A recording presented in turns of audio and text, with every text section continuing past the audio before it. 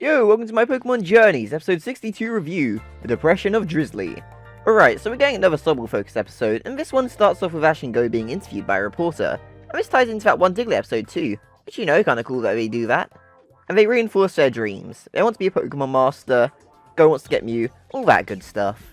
In the meantime, Sobble is jumping around, training, and it saves Oddish from a falling berry with a water gun, and this is enough to trigger Sobble evolution. And I'm gonna be honest, while it's cute that it thinks it's about to find Inteleon, which, it's its dream and that comes off Ash and Go talking about their dreams, this is such a weak reason for the evolution in my opinion. I much prefer if it was training with Cinderace, since that wasn't with Go for the interview. Or maybe save Oddish from Darmanitan causing trouble or something like that. It's a really weak reason for an evolution.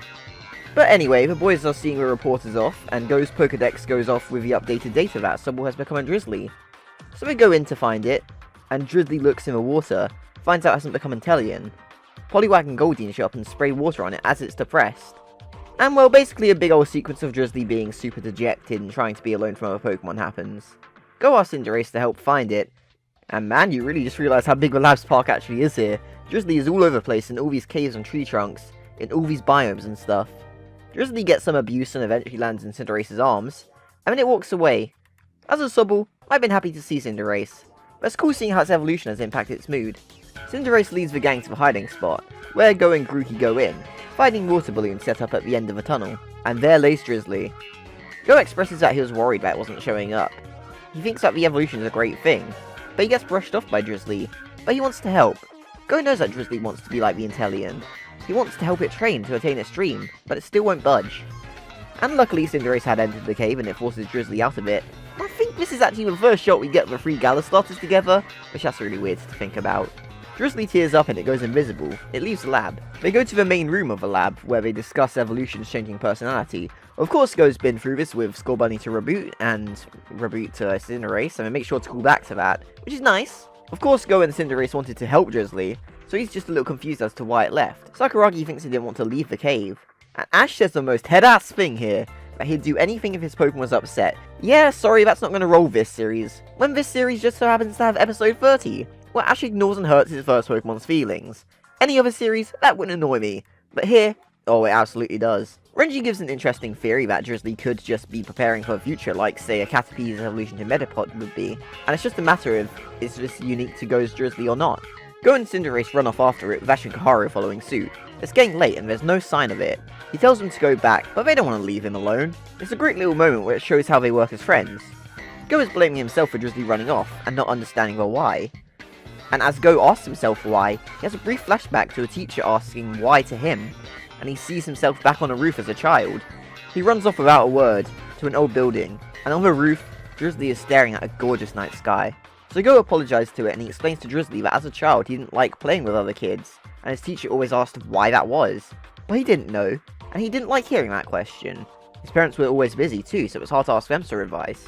So he got his solace from the stars as well, and he thought Drizzile would do the same. He relates to Drizzile, and lets it know that he won't force it to do anything, and when it's ready, he'd be so happy for Drizzile to welcome him back. Go was tearing up, so Drizzile wiped it away and smiled at Go. It turns invisible once more, and they all head home, seemingly without Drizzile. And okay, I've got to take a moment to praise the hell out of this scene, because oh my god, this is the third anime I've seen Daiki Yamashita in a leading role in, and honestly this moment might be the finest acting I've heard from him yet. Even with the language barrier, he delivered such an emotional, intense performance. It really resonated with me on every level. He sold what Go was feeling perfectly. And being able to apply the way he grew up to what a Pokemon he's been close with is feeling is an awesome way to go about it. He's not just abandoning Drizzile to get over it alone.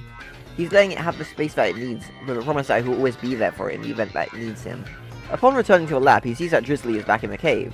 Go promises to play with all his Pokemon later, and that one day, hopefully Drizzile can join him again. As the narrator says, the distance is a compromise that will help the Pokemon and trainer connect with each other. So let's get the negative out of the way first, which is Sobble's evolution. I'm not a fan of Drizzile as it is, so having it triggered by such a nothing moment is really a letdown, considering that Sobble is Go's second most important Pokemon.